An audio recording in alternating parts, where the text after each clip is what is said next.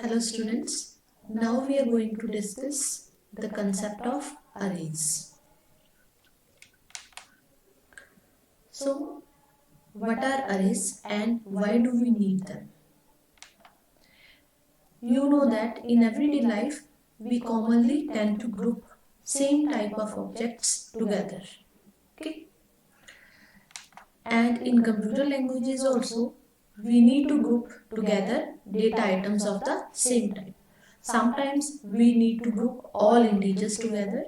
We might need to group all characters together. We might need to group all the floating point values together. So the mechanism that is used to accomplish this task of grouping similar kind of items together in C++ is known as an array.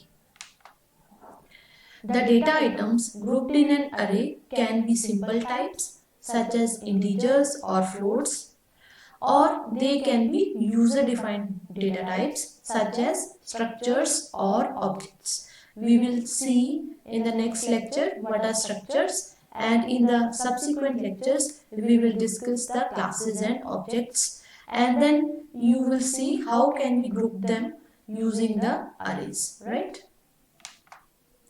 So this is the very first program which is there to introduce arrays to you. Okay. So in this program, what we have written here? We have written here int age 4. What does this mean? Whenever you see square brackets before a variable name, here the variable name is age.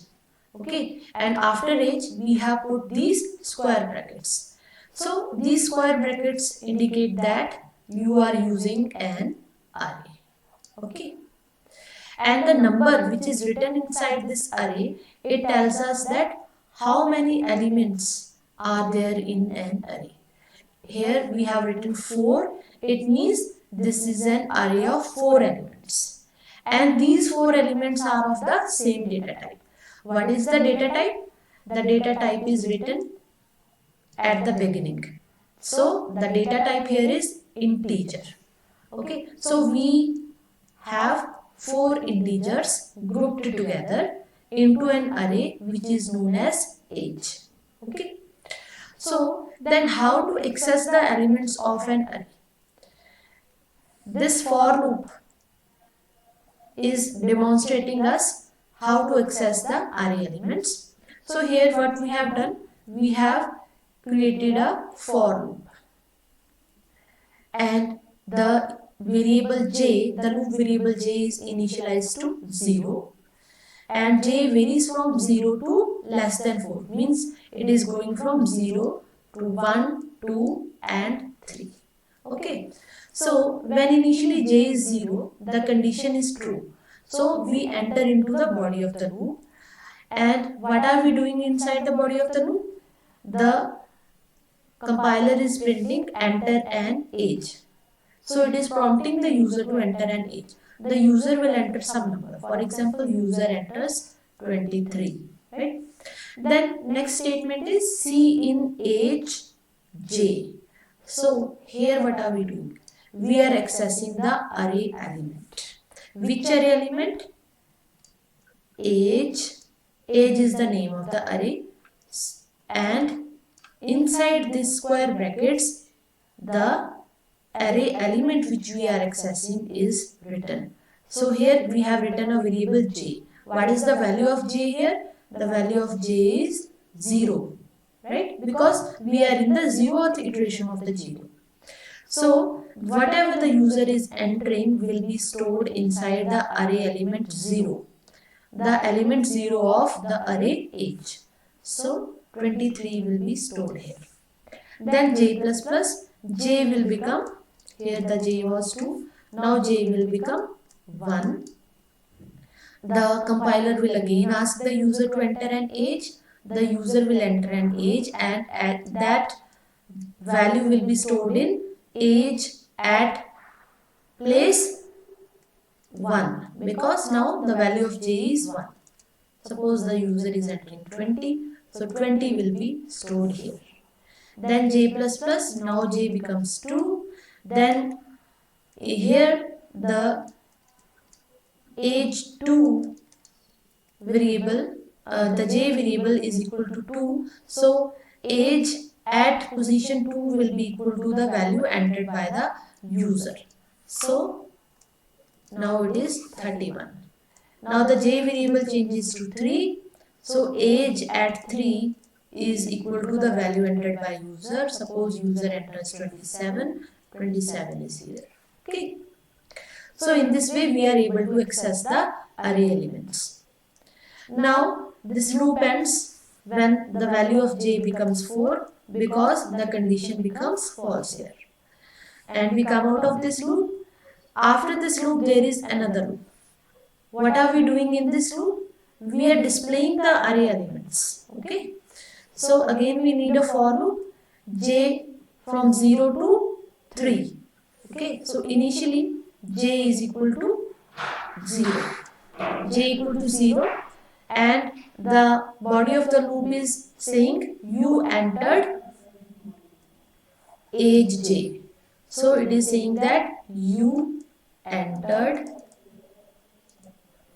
age j. Age j means age at j. What is the value of j? It is 0. So you entered age 0. What is the value at age 0? It is 23. Okay. So it will display you entered 23. Then j plus plus, j will become 1 now. And then again it will print you entered age j. Here j is 1. So what is age 1? Age 1 is 20. So it will display you entered 20. Then j plus plus, j becomes 2 now. So it will print you entered age j. J is equal to 2. So age at 2 is 31. Okay. So it will display you entered 31. Next j plus plus, j becomes 3 now. So here you entered age j means you entered age 3 means you entered 27. Okay. So 27 will be displayed, j plus plus, j will become 4 now, and the condition will become false. We will come out of this loop. This return statement will be executed. In this way, this program will execute.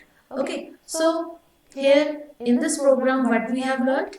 We have learned how to create an array, how to access an array, how to put values into an array, and how to display values in an array, right? So these slides again summarize the concepts which we have seen in the previous program. So defining arrays, the number in brackets must be a constant. This is an important point. When you are defining an array, when you are creating an array, the number which you are specifying inside the square brackets, that must be a constant or an expression that evaluates to a constant. Okay, so this cannot be a variable. You cannot say that you create some variable int x and then you create a variable, create an array int age x. No, this is wrong because x is a variable. This is not allowed. It should be a constant. Okay. So brackets delimit the array size. Inside the brackets we mention the array size. And then here we have name of the array, and at the beginning we have the data type of the array, right? Then the items in the array are called elements. So there were 4 elements in the array age 0, age 1, age 2, age 3. Okay, so these items are called elements. All elements in the array are of the same type. In this example, all the array elements are of type integer, only their values vary. So here this element has value 44, here we have 16, 23, 68, right? So their values vary, but their data type is same. The variable or constant in the brackets is called array index. Here 0, this place in the array, the 0th place in the array is called the 0th index of the array. Okay.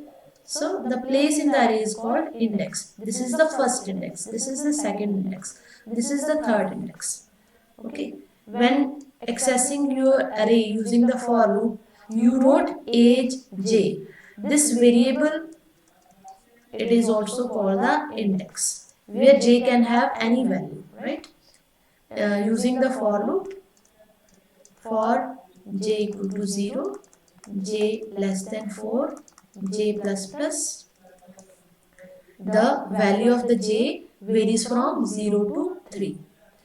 And one thing to note here is that the array indices start at 0. The indices start at 0. So the first element is at index 0, not at index 1. This is an important point to note. Okay. So the first element is always at index 0. The array indices start at 0, right? So now we have another example. This example is averaging the array elements. So here we have const int size equal to 6. So what is this const? Const means the variable which we are going to define here is a constant. Constant means its value should not change in this program. It should remain constant. Okay. And the type of this constant is int. So this is an integer constant.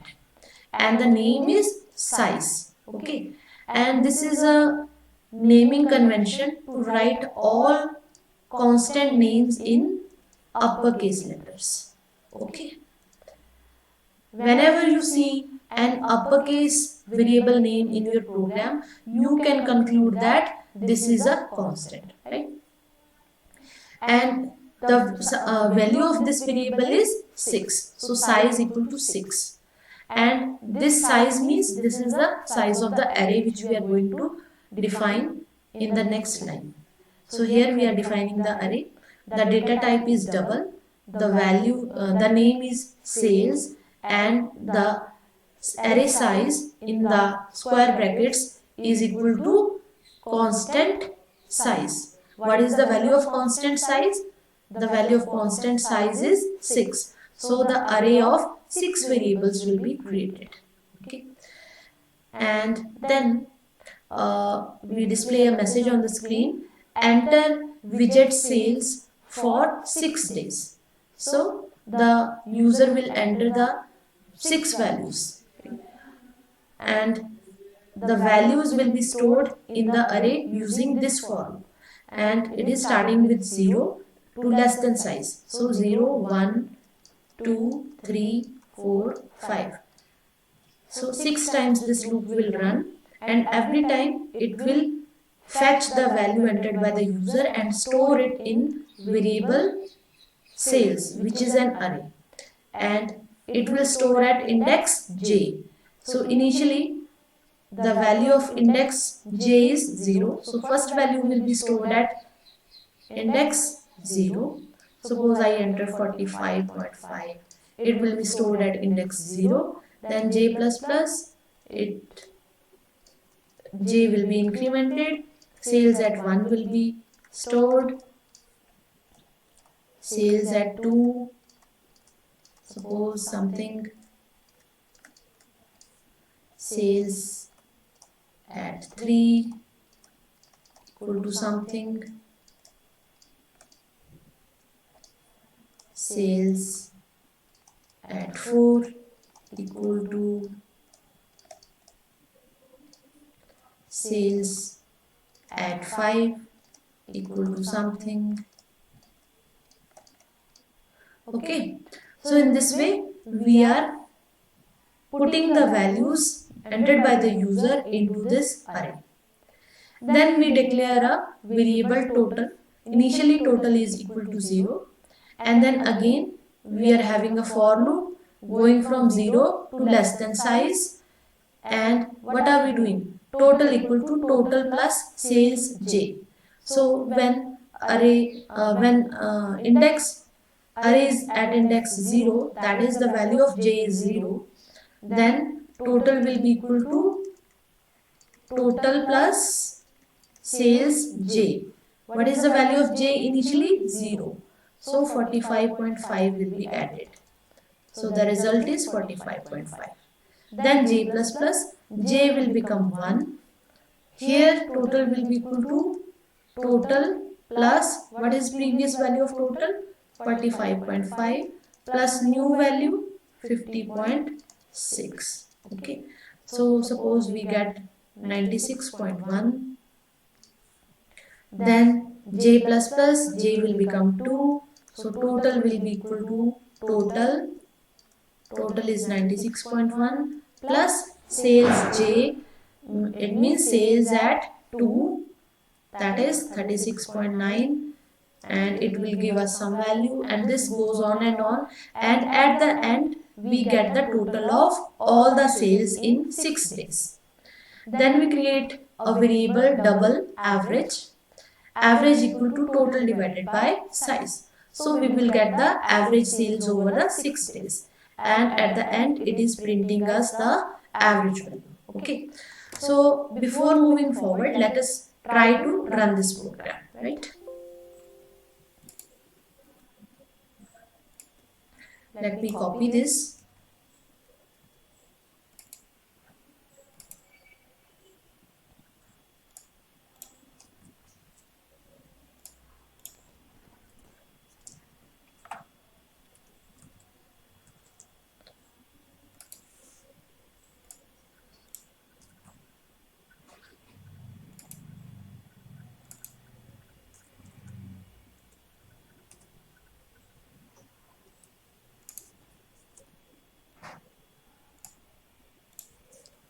Okay, here we have the size of the array, then we have created the array, then we are prompting the user to enter the values, then we have this double total, then we are calculating the total, then we are calculating the average when we are displaying the average, right? Let's run it.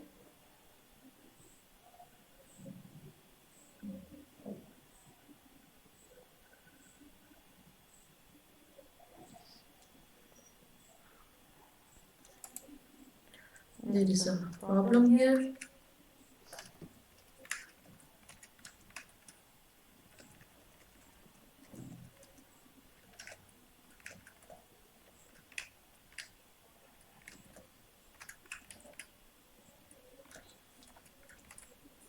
I think it's fine now.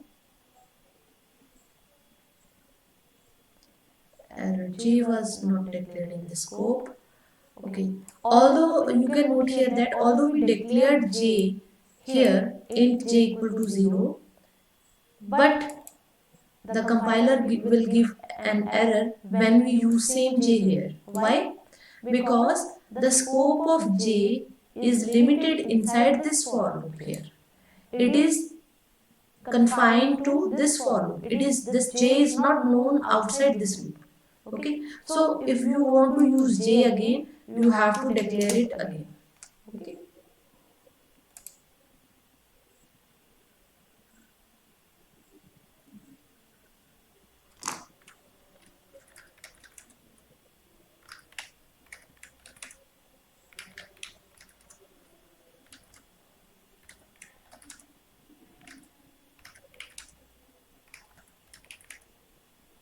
Okay, so I have entered the sales for 6 days. So I have entered 6 values. Then it is giving me the average for 6 days, right?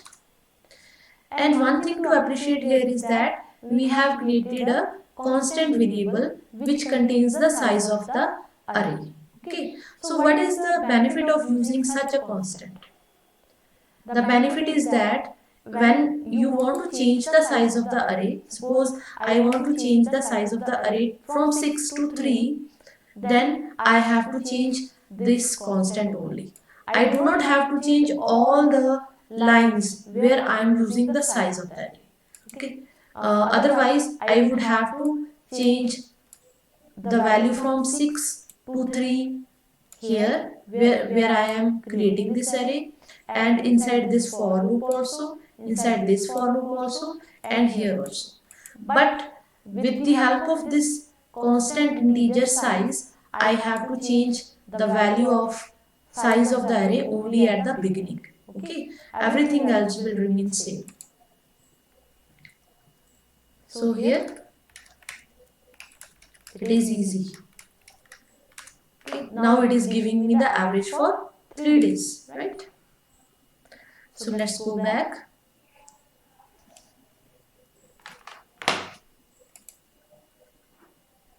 Okay, so in the previous example, we initialize the array using the for loop. We put the values inside the array using the for loop. But there are other ways of initializing the arrays also. Here we will see an example. In this variable we have created, in this program we have created 3 variables: month, day and total days. Okay, all these variables are of type integer. Then here what are we doing? We are creating an array of size 12, right? And the name of the array is days per month and type is integer. And also we are assigning it 12 values. So this days per month equal to 31, 28, 31 and so on. So we are assigning it some values, 12 values, and these values are equal to the number of days in each month starting from January to December, right? And whenever you are, this is called the initialization of the array. We are defining the array as well as initializing the array. Okay, we are defining as well as putting the values inside this array, and these values are delimited by these opening and closing curly braces, right? So this is another way of initializing the arrays. And here in the next line, what are we doing? We are displaying a message, enter month 1 to 12. So the user will enter a particular month. Okay, so suppose I enter 2. I enter 2. Okay, and 2 will be stored inside this variable month. And then it is saying enter day. Let us enter day 15. So 15 will be stored in this variable day. Then what is this program is doing? It is calculating the total number of days starting from the beginning of the year till 15th day of second month, right? So how it is calculating? Using this for loop.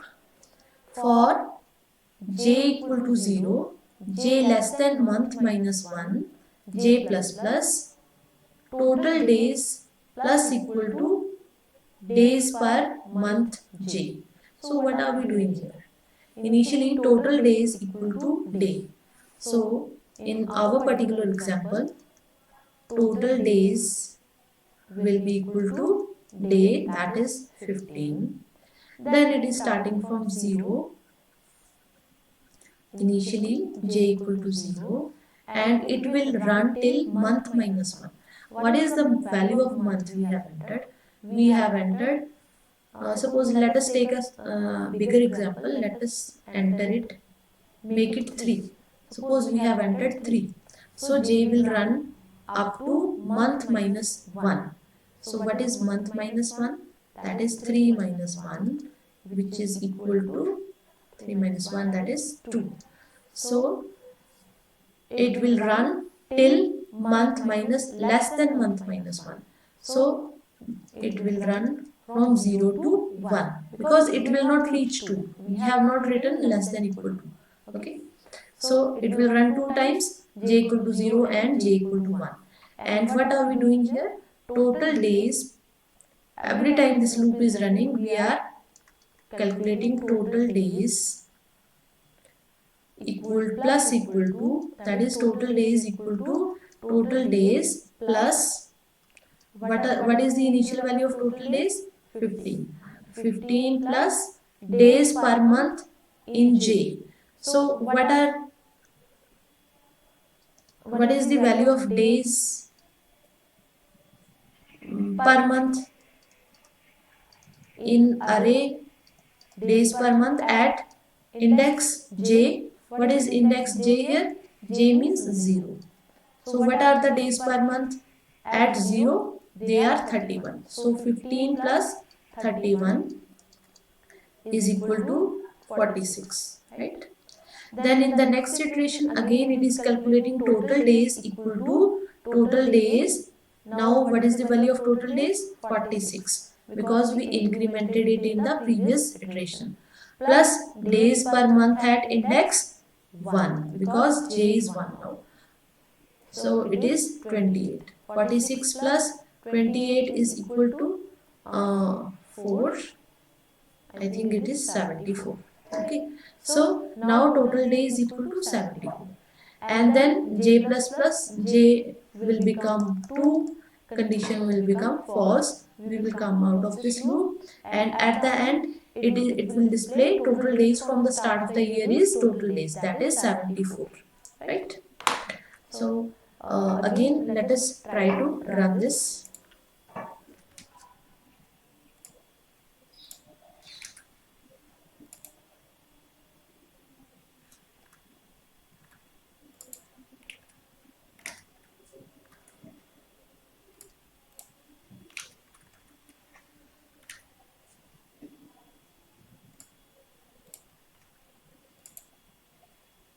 So this is month, day, total days, then days per month. We have initialized this array. Then user will enter the month between 1 to 12. Then the user will enter the day between 1 to 31. Then we will calculate the total days using the for loop, and at the end we will display the total days, right? Let's enter 3. Let's enter day equal to 15. So the total days from the start of the year is 74, right? And one thing to note here is that we can skip this size of the array here. If you do not write the size, still it is okay. Why? Because the compiler will automatically count the number of values in this array. Okay. So the compiler will count that there are 12 values to be stored. So the space for 12 values will be allocated in the memory. So you see, it is still running fine, right?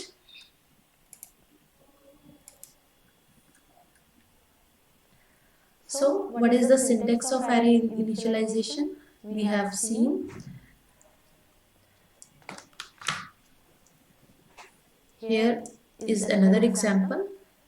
So we are initializing this array int coins 6. So we are giving the size equal to 6, and there are 6 values inside these curly braces, right? And actually we don't need to use the array size when we initialize all the array elements, since the compiler can figure it out by counting the number of variables in this initializer list. Okay.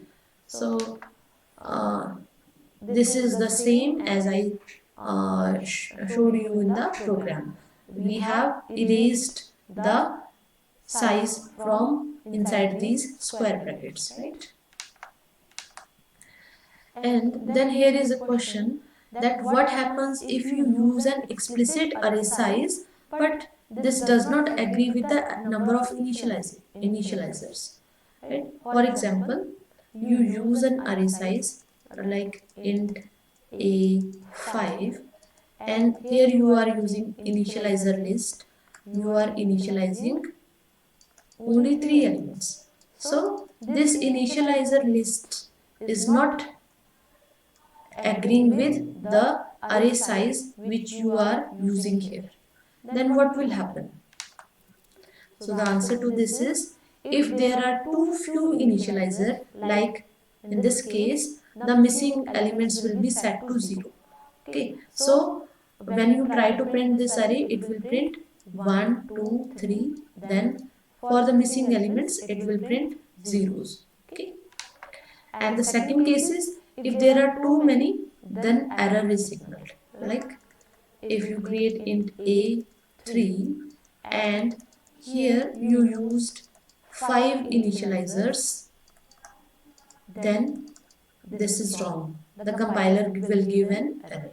Okay, and one thing is important here, that there must be at least one initializer in this curly braces, like int a 5. This is wrong. Here you are having no initializer. There must be at least one initializer.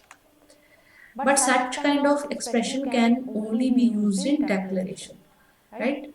What it means? It means that suppose you create an array here, int a5, and then you are initializing it.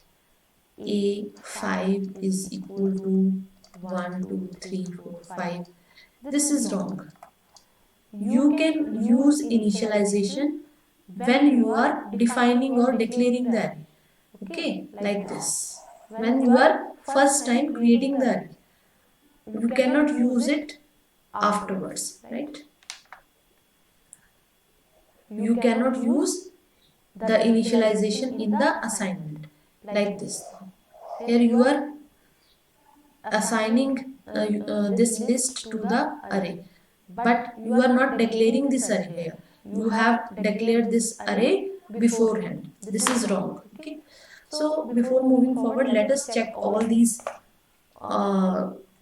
things which we have learned in this slide using the coding, right?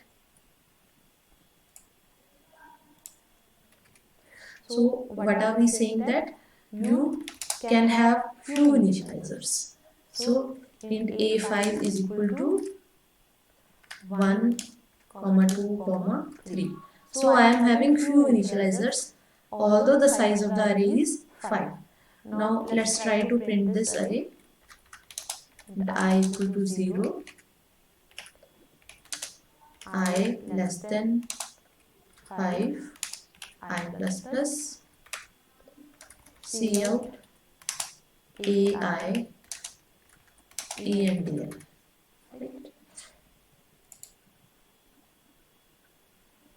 So the rest of the values are automatically initialized to 0. But what happens if you are using more initializers? Let's try to run this.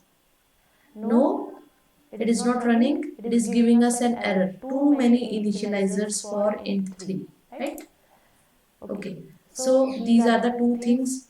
And what else we are saying here? We are saying that there must be at least one initializer. So if I do not have any initializer, what will happen? Oh, it is still running, but it is giving me garbage values. Why garbage values? Because I am running the loop from 0 to less than 5. Okay, so array has been created for 3 variables, for 3 elements. We have created space for 3 elements, and we have not initialized it. We have kept it empty, so they are automatically being initialized to 0. And then when I am printing, I am getting out of the bounds of the array. The bounds of the array are 0, 1 and 2. So now it will print correctly. Let me close it and run it again. Now it is fine. So when you do not initialize, all the values will be equal to 0. So we can remove this statement. This is not true. And the last thing is, such kind of expression can only be used in declaration. It cannot be used in assignment. Okay. So let us try to use it in assignment. A is equal to 1, 2, 3. Will it work? No. Assigning to an array from an initializer list. I was not declared in this code. This is another problem. But here we are not able to do this, right? Because we are assigning the initializer list, but we have already created the array. No, it is giving us an array. So the last statement is true. Okay. So I will modify this. You can have no initializer. Okay. This is not compulsory to have at least one initializer in the curly braces, right? So moving forward, array size. In C++, array is just an address of the first array element. Okay. When you write the name of the array, suppose you created an array A for 5 elements, what will happen? Memory will be allocated for 5 elements. Okay. And the memory will have some base address. The address where the first element is there. Okay. And because this is an integer, and if we assume that integer occupies 2 bytes, then this will occupy 2 bytes. The first element at index 0 will occupy 2 bytes. Then consecutively, next element will be stored at address 1002, then 1004, 1006 and 1008. In this way, all these 5 elements will be stored, right? And when you just write A, what does this mean? This means the address of the first array element. When you try to print this cout A, what it will give? In this particular example, it will print 1000, which is the address of the first element. Okay, that is the base address of the array. Declaring the size of the array can only help the compiler to allocate memory for the array. Okay, when you write 5 here, it means the compiler is allocating memory for 5 elements. But the compiler never checks whether the array bound or size is exceeded. Like in the previous example, we created an array for 3 elements, but in the for loop, we went from 0 to less than 5. So we were getting out of bounds. But the compiler was not giving us an error. Instead, it was giving us some garbage values stored at locations 3 and 4. Okay, 3 and 4. So it was still running fine because the compiler is not checking the array bounds, right? So here is an example for the same also. Int main, int b and a3 equal to 0, 1. So we have created an array A whose values are 0, 1 and 2. And a3 is equal to 3. So what are we doing here? Our array only contains 3 elements, a0, a1 and a2.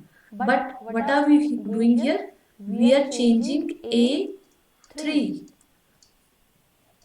We are changing the next byte also. Okay, we are changing the next element also, although our array is only up to this element. But when you try to run this program, the compiler will not give you an error because the compiler is not doing the array bound checking. Okay, so A3 we are able to display. Also here we are changing the next element also, A4. So it will also display the value at A4. Okay. So let us try to run this program. So we have created an array A3 already here. A3 is equal to 0, 1, comma 2. Okay, and then cout A3. Let us first change it. Some garbage value will be here and we are changing it. Okay, A3 equal to 3. And then cout A3 is equal to A3 EMDL. Right? Similarly, let me copy it. We are changing A4, although our array is only up to A2. A4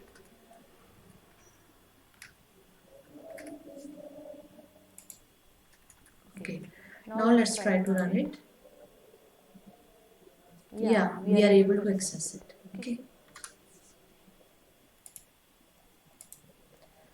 Okay, let's move forward. By declaring an array of 3 elements, then putting a value to the 4th element, you may have overwritten other variables and produced very serious logic errors which is very difficult to find. Why? Because we are not supposed to access them. They might contain some other variables, some other important variables, but we are changing them illogically. So it might result in some logic errors in your program, and the logic errors are not shown by the compiler. We have to find them, and it is very difficult to find the logic errors, right? And what is the amount of storage required to hold an array? If I create an array of type integer for 5 integers, what will be the size or the amount of memory required to store this array? It is related to its type and size. So this array size depends on its data type and the number of elements it is containing. How? For a single dimensional array, total size is computed as total bytes equal to size of base type multiplied by size of array. Okay, like in this example, size of base type is size of, what is the base type of int a? It is integer. The data type is integer, and the size of the array is, there are 5 elements, so it is 5. What is the size of integer? Suppose the size of integer is 4 bytes. One integer occupies 4 bytes, then 5 integers will occupy 20 bytes, right?